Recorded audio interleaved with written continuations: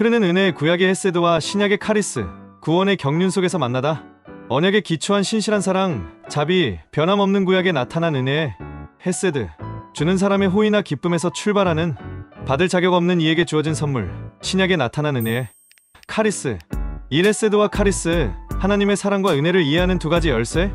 1.1 헤세드 언약에 기초한 변함없는 사랑과 은혜의 헤세드는 하나님의 성품과 구원의 방식을 드러내는 핵심 단어 중 하나란다. 헤세드는 하나님이 인간을 먼저 사랑하고 언약을 맺으신 하나님의 선택에서 시작된단다. 이는 언약에 근거한 변함없는 사랑을 의미하지, 인간이 언약을 깨고 불순종하고 파괴했음에도 불구하고 하나님은 헤세드의 인내로 계속 은혜를 입히신단다. 구약에서 헤세드는 내가 너와 언약을 맺겠다는 출애굽기 34장 6절 7절 말씀처럼 하나님의 충실한 언약 사랑을 강조한다.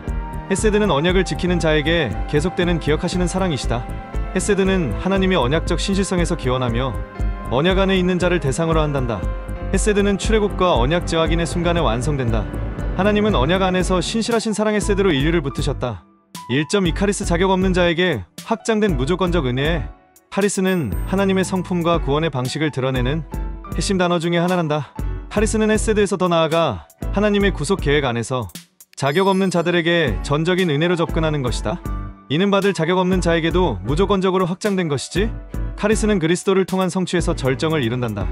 율법과 언약을 완성하고 값없이 구원을 주셨고, 신약에서 카리스는 자격 없는 자를 의롭다 하시며 로마서 3장 24절처럼 하나님의 선물인 은혜를 강조한단다.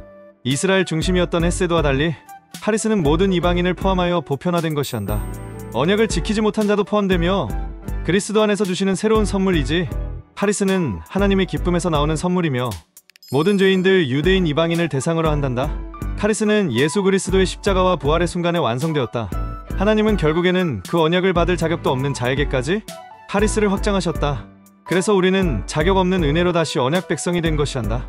1.3 헤세드와 카리스의 관계의 연속성과 절정, 헤세드와 카리스 사이의 연속성과 발전, 그리고 질적인 구분이 함께 있단다. 헤세드는 언약에 근거한 변함없는 사랑이고, 카리스는 그 언약이 받을 자격 없는 자에게도 무조건적으로 확장된 것이다. 즉, 카리스는 헤세드의 절정이자 확장판이란다. 헤세드는 언약에 기초한 인애를, 카리스는 받을 자격 없는 자에게 주어진 은혜를 중심 개념으로 한다.